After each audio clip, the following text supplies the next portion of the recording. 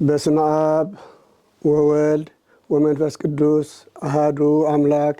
በስመ አብ ወወልድ ወመንፈስ ቅዱስ አሃዱ አምላክ። በስመ አብ ወወልድ ወመንፈስ ቅዱስ አሃዱ አምላክ። በክርስቶስ ክርስቶሳውያን ብወልድ ውሉዳን በመንፈስ ቅዱስ ሰማያውያን ዝተሰሚኹም ህዝበ ክርስቲያን ዝዓበኹም ኣቦታትና ዝዓበኹም መምህራን ኣቦታትናን ሊቃውንቲ ዝነኣስኩም ኣሕዋትና ዲያቆናት ዝዓበኹም ኣቦታትና ምእመናን ዝነኣስኩም ድማ ኣሕዋትና ዝዓበኽን ኣዴታትና ዝነኣስክን ድማ ሓትና ሓንዲ ሓዲርኩም ድሓን ደለኹም ድሓን ደቐኒኹም ኣሜን። ልኡል እግዚኣብሔር ሰማይን ምድሪ ዝፈጠረ ካብ ፅርሃርያ ናብ ፅርሃርያም ዝተመስገነን ዝኸበረን ይኹን። ሕራይ እምበኣር በዝሎመዓንቲ ናይ ኣዴና ቅድስቲ ድንግል ማርያም ናይ ጎይታናን መድሓኒና ኢየሱስ ክርስቶስ ብሓቂ ነዴና ቅድስቲ ድንግል ማርያም ብዕለት 20 ሰነ ህንፀታ ቤታ እግዚኣብሔር ኩሉ ኣልቦ ዘይሰኣኖ ኩሉ ናህቱ ስለ ዝኾነ ብሓቂ ነገር ነዴና ቅድስቲ ድንግል ማርያም ነታ ወላዲተ ኣምላክ ነዲኡ ቤት ክሓንፅ ሓሰበ። ሓሲቡ ድማ ኣይተረፈ ንሃዋርያት ኣኪቡ ንዕበሉ ቤት ናይ ኣዴና ቅድስቲ ድንግል ማርያም ክንሃንፅ ኢና ኢሉ 3 ኣእባን ፃቆመ። 3 ኣእባን ማለት 3 እምኒ ቀረበ። ልክዕ 3 እምኒ ኩላህና ህዝበ ክርስቲያን ኩሉ ህዝቢ ዝሮ ገዛ ክስርት ኮለኻ ክንደይ ቡጃጆ ከም ንእክብ ክንደይ እምኒ ከም ንእክብ ኩላህና ንፈልጦ ማለት እዩ። ኮይኑ ግን ሓይሊ እግዚኣብሔር ግን ነተን 3 ኣእማን ማንም ተን ሃዋርያ ድማ ከመይ ገይሮም ከም ዝሰርሕዎ ኣይፈለጡን። እንታይ ደኣ እግዚኣብሔር ዝኣዘዞም እግዚኣብሔር ዘቕረበሎምን እግዚኣብሔር ኩሉ ዝገበሮ ግን ሕራይ እንዳበሉ ነተን 3 ኣእማን ቀረብሉ ንጎይታና መድሓኒና ኢየሱስ ክርስቶስ። ሓይሊ ጎይታና ኢየሱስ ክርስቶስ ግን ንቤት ዝኣክል 3 እምኒ ክበፅሕልና ብለብሰ ደቂ ሰባት ክንፍፅሞ ኣይንኽእልን። ኮይኑ ግን ሓይሊ እግዚኣብሔርን እምነት እግዚኣብሔር ግን ኩሉ ኣልቦ ዘይሰኣኑ ስለ ዝኾነ ግን ነተን 3 ኣእማን ከም ሽምዓ ኣምኪኹ ንቤት ዓብይ ቤት ናይ ኣዴና ቅድስቲ ድንግል ማርያም ድማ ተሃንፀ። ልክዕ ዕለት 20 ሰነ ህንፀታ ቤታ ዝበሃል ልክዕ ናይ ቤት ናይ ኣዴና ቅድስቲ ድንግል ማርያም እተሰርሐ መዓልቲ እዩ። ናይ ጎይታ ድማ ኣልቦ ዘይሰኣኖ ድማ ኩሉ ምስ ተፈፀመ ኩሉ ድማ ምስ ግምጃን ስልማትን ኩሉ ነቲ ቤት ዝኣክል ኩሉ ምስ ተበለ ድማ ንፅባሓይቱ ድማ ዕለት 21 ድማ ጎይታናን መድሓኒና ኢየሱስ ክርስቶስ ድማ ካብ ሰማያት መፂኡ ድማ ኣብቲ ናይ ኣዴና ቅድስቲ ድንግል ቤት ተሃንፀ ድማ መመረቕታ ንብሎ ንሕና። ልክዕ ንሱ ድማ ነቲ ቤት ናይ ኣዴና ቅድስቲ ድንግል ማርያም መፂኡ ድማ ከባርኾ ባዕሉ ድማ ቀዲሱ ድማ ኣሃዱ ኣብ ኣሃዱ ወልድ ኣሃዱ መንፈስ ቅዱስ ኢሉ ቀዲሱ ድማ ባሪኹ ኩሉ ህዝበ ክርስቲያን ድማ ካብ ጫፍ ናብ ጫፍ ናይ ኣዴና ቅድስቲ ድንግል ማርያም በረከት ክረክብ ኢሉ ናይ ኣዴና ቅድስቲ ድንግል ማርያም ብራቼ ክረክብ ኢሉ ናይ ኣዴና ቅድስቲ ድንግል ማርያም ናይ ጎይታና መድሓኒና ተኣምራት ናይቲ 3 እምኒ ገይሩ ቤት ብሓንቲ መዓልቲ ሰሪሑ ፈፂሙ ኩሉ ድማ ብሓቂ ክባረኹ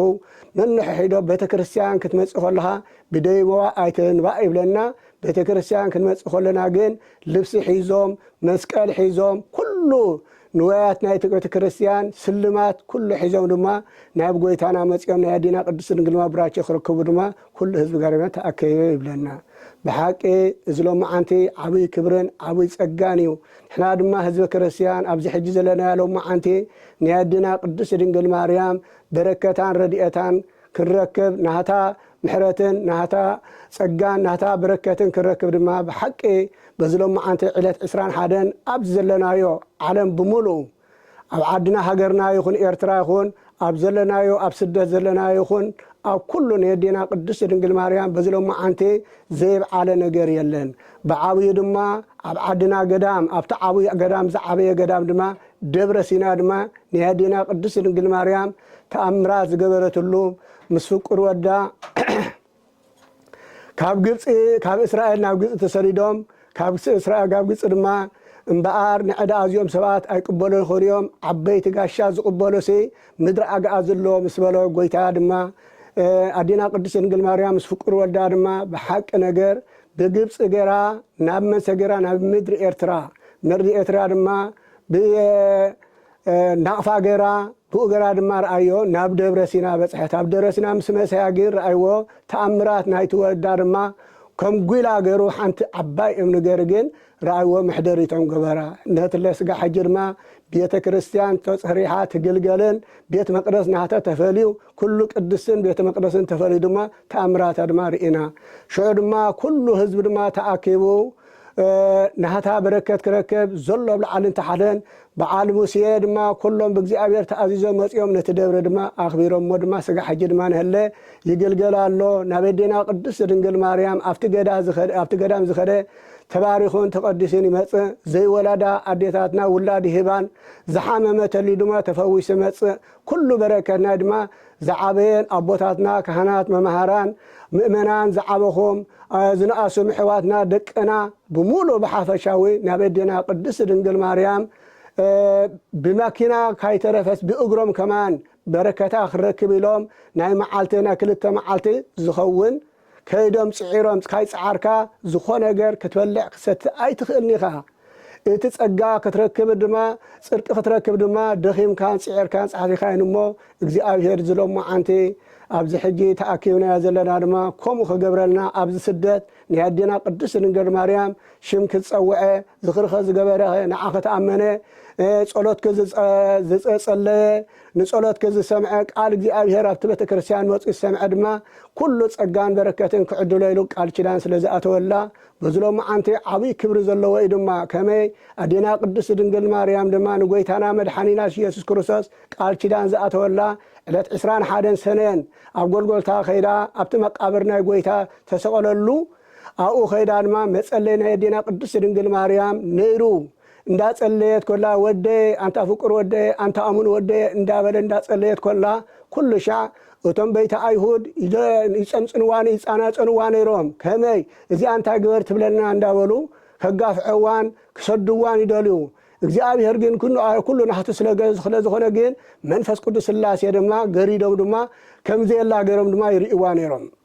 ንሳግን አንተ መዓልቲ በሐቅ ንጎይታ ወደ ኢየሱስ ክርስቶስ አንተ ፍቅር ወደ አንተ አሙን ወደ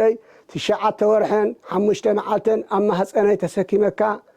4 عامات أبزباني حزيلك 4 عامات ما كابت واتر ما أتبيك نزو خلص كذكر اندابلت እግዚአብሔር ቃል ኪዳን ከአቶላ ጎይታና መድኃኒና ኢየሱስ ክርስቶስ በዝሎም አንቴዩ ህጅድማ ጎይታ ድማ አጀኹ ስኸዝወልክ ኩሉ ኸገብረልክ ይልዋ ኩሉ ድማ አይተረፈን ድማ ስርከድ ዝኽሪ ኸዝገበረ ነቶም ጻርቃና ዘይኮኑ ነቶም ሃጣን ነቶም ዝኽረ ዝገብሩን በአይ ዝኣምኑን በአማልደይ ናተይ ዝኣምኑን ንኹሎም መሓረ ሌላ ድማ ኣዴና ቅድስት ድንግል ማርያም ነቶም ጻርቃና ዘይኮኑ ነቶም ሃጣን ኣብ ጸልማት ኣብ ድነት ዘለዉ ኩሎም ካብኡ የድሕነና ጎይታና መድኃኒና ኢየሱስ ክርስቶስ እግዚአብሔር ቃል ኪዳን እስኸዝበልክ ኩሉ ከምሕረልክ ያደይ ኢሉ ድማ ንህለ መላእክቲ በመን بسمي بكرسوس سمي بقدس ميكائيل ممخريين بقدس جبريل لديتي أبساريين إلهم كلهم ملائكتي بحق دما محال الله نخلو زاكل دما تسجان بركة دما عدلنا حجين إحنا دما دك سبات نبا أنت دعامنا نبا أنت دعوديقنا نعا أنت تسألينا نساد ما نبغيتنا مدحنا يسأل مالادي سلزخونات حماقنا غير كرخبرنا كيل حماقنا غير كجانا فنا أي كيل نيمو እግዚአብሔር ጸጋን በረከታን ሁላና ህዝበ ክርስቲያን ያዓድለና ሁሉ አብያተ ክርስቲያናት ዘሎ ድማ ጸሎታን በረከታን ኩሉ ህዝበ ክርስቲያን ካብ ጫምና ዘሎ በሃይማኖት ኩሉ ዝጋረ ዘሎ ዓለም ብውሉ ድማ ዕርቅን ሰላምን ሓድነትን ፍቅርን ኩሉ ድማ እግዚአብሔር ለውጥ ሰላም ድማ ይምጻና ብርሃነ መስቀሉ ድማ እግዚአብሔር ይጽሐና አሜን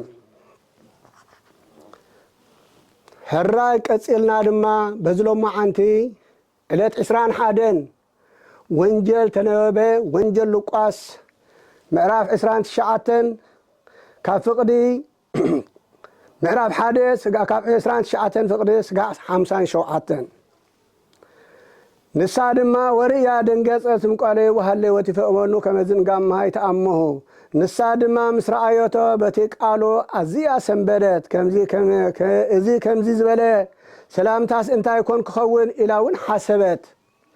حتتو مجلسي اتني هوان زسحاتا دعا كيسحتني إلى حسبت رأيو أن يدنا قدس دنجل مريم قدس جبريل الملاك مجمريا كبسرا خلو كتصنسيخي ودخ تولديخي خبلا خلو مجمريا نسا من يزي ان بارزي ترخص منفسي كمتني هوان زسحاتان عيدما خسحتني مسئل عدما تتقرات قرات عدي بلالو حسبت ويبلا ملائك تفري اتي ملائك سكا كمزي بلا مريم اب قدمي املاك ጸጋ رخبكي خمو اي تفري انه كتصنسيه ودون كتولديخي سموخا ኢየሱስ ኢልኪ ክሰሚዕ ኢሉስ ኢሉ ንሱ ዓቢ ክኸውን እዩ ወዲ ልዑል ኣምላክ ከዓ ክበሃል እዩ እግዚኣብሔር ኣብ ድማ ዝፋና ኣቦኡ ዳዊት ክህቦ እዩ መግለፂ እዚ ከዓ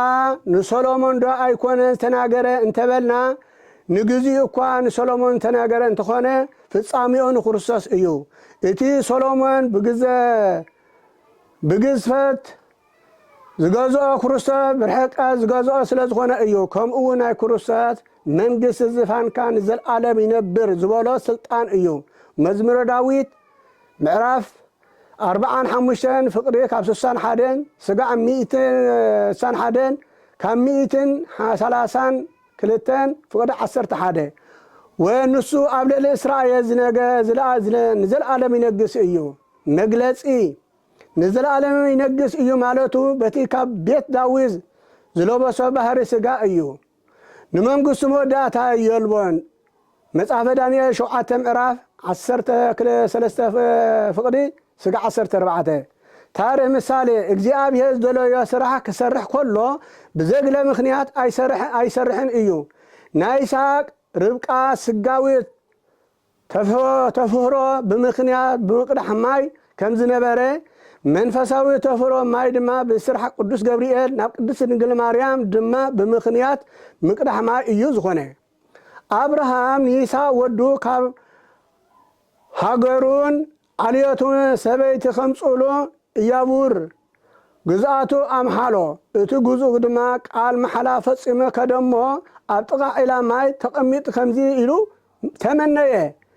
ካዋልድታ ሃገር ማይ ክትቀድሕ ትመጽእ ማይ ኣስየኒ ይብላ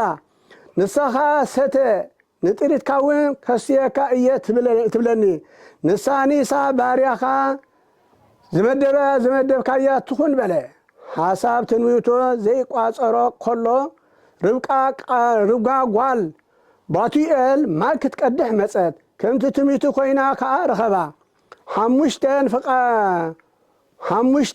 ፈረቃን ዘሚዛኑ ቀለቤት ወርቅን 10 ሊቃ ስቃል ዘሚዛኑ 2 ኣምባሪ ወርቅን ኣምፂኡ ሃባ ኦሪት ዘፍጥረት 24 ፍቅዲ ካብ 1 ስጋዕ 67 ንመልከት እዚ ብምሳሌ እዩ አብርሃም ናይ እግዚአብሔር አብ እያርግዙ አብ ቅዱስ ገብርኤል ይስሐቅ ናይ መለኮቱ ርብቃ ናይ ተስዊቱ 10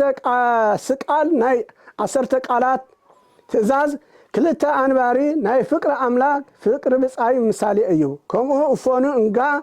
ካብ ዝብል ጠቅሲ ጀሚሩ ወአልቦ ማህለት ለመንግሱ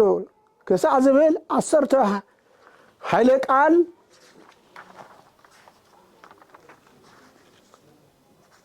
ኃይለ ቃል ማርያም እቲ መልአክ አነ ድንግል እየ እዚ ነገር እዚ ከመይሉ ክኸውን ይኽእል በለቶ ምድሪ ብዘይ ዘርእ ትፈሪ ድንግል ብዘይ ሰብኣይ ትወልድ ከምዚ ዝበለ ብስራት ካበይ ረኸብካዮ በለቶ ከምዚ ዝበለ ከዓ ሰብኣዊ ሓሳብ ስለ ዘይነበራ እዩ መጽሐፈ ተአምረ ኢየሱስ ተአምረ ማርያም ገጽ 133 መልከት ቀዳማ እቲ መልአክ መሊሱ ከምዚ በላ መንፈስ ቅዱስ ኣብ ልዕለኻ ከወርድ እዩ ኃይለ ልውን ከጽለለክ እዩ ማለት ስጋዊ ከልብሰክ እዩ ካልኣይ መንፈስ ቅዱስ ከወርደክ እዩ ኃይለ ልውን ወልድውን ካብ ግብረ ስጋ ማለት ካብ ዘርኢ ካብ ሩካብየ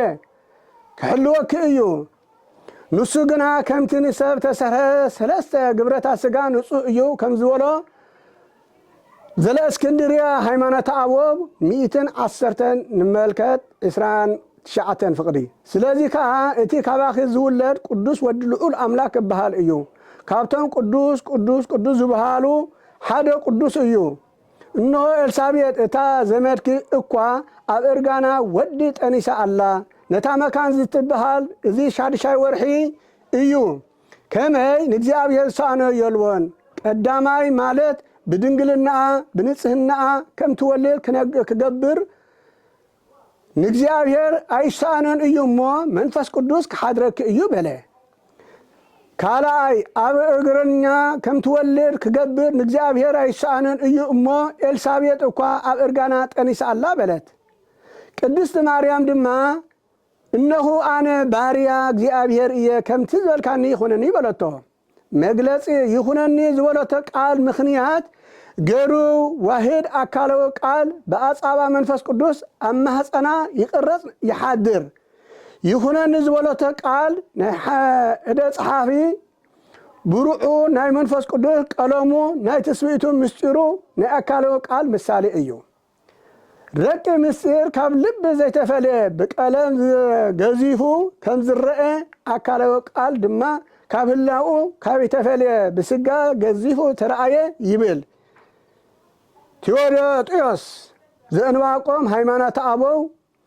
53 ካብ ፍቅዲ 14 ድሕረዚ ድማ መልአክ ካብ አኸደ ጉባኤ ማርያም ንኤልሳቤጥ ዝበጽሓታ እግዝእትነ ማርያም በቲ ወርሓትቲ ቀልጢፋ ተበገሰት ናብ ክረምቲ ልምላሜ ካብ ዝረአየሉ ዝባን ይሁዳ ከደት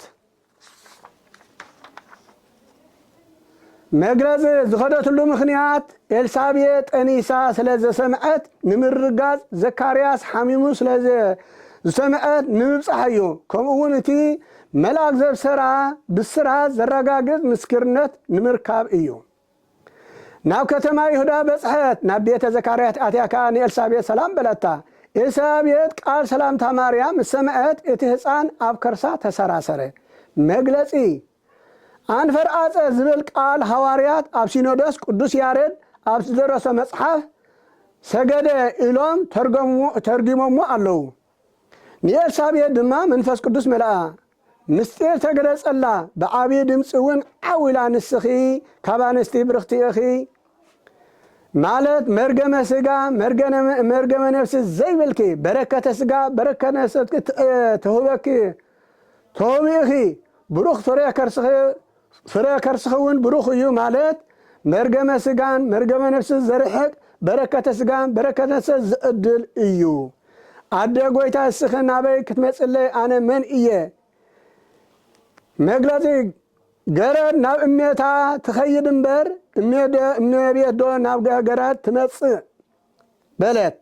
ከመይ ቃል ሰላምታኺ ምስ ሰማዕኹ እንሆ ኣብ ከርሰይ ዘሎ ህፃን ብሓጎስ ተሰራሲሩ እዩ ካብ እግዚአብሔር ተላእኮ ዝነገረኒ ቃል ከም ዝኸውን ኣቐዲምክ ንስኺ ብጽእቲ ኢኺ ካብ እግዚአብሔር ተላእኮ ዝነገሩኒ ቃል ከም ዝፍጸም ተኣምኒ ንስኺ ብጽእቲ ኢኺ መግለጺ ዘብሰራ ሓደ ገብርኤል እዩ ዝነገረኒ ኢሉ ብብዙሑ ግና ስም ከይጠቐስካ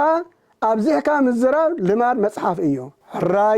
ራእይዎ ናዴና ቅድስት ድንግል ማርያም ብሓቂ ንጎይታና መድሓና ኢየሱስ ክርስቶስ ቅዱስ ገብርኤል መልአክ ሊእኽዎ ከበስራ ከሎ እንታይ በለት ራእይዎ ካብቲ ተሰማዕናዮ ማለት እዩ ንሳ ኩሉ ንእግዚአብሔር አልቦ ዘይሰአኖ ንእግዚአብሔር እምበኣር ከምቲ ዝበልካነ ኣነ ባርያ ናይ ክርስቶስ እየ ሕጂ ድማ ከምቲ ዝኾነ ዝበልካኒ ይኹነኒ ምስ በለቶ ብሓቂ እግዚአብሔር ድማ ተሓጒሳ ናብ ቤታ ድማ ተመልሰት ይብለና እሞ ብዝለማዓንቲ ዝወዓልናዮ በዚ ቃል እግዚአብሔር ሰማዕናዮ ኩሉ ንዓና ንህዝበ ክርስቲያን ንምሕረትን ንጥዕና ንበረከት ንረድኤትን ይግበረልና ወስብሃት ለእግዚአብሔር ወለወላዲቱ ድንግል ወለመስቀሉ ቅዱስ ይትባረክ ወይትባረክ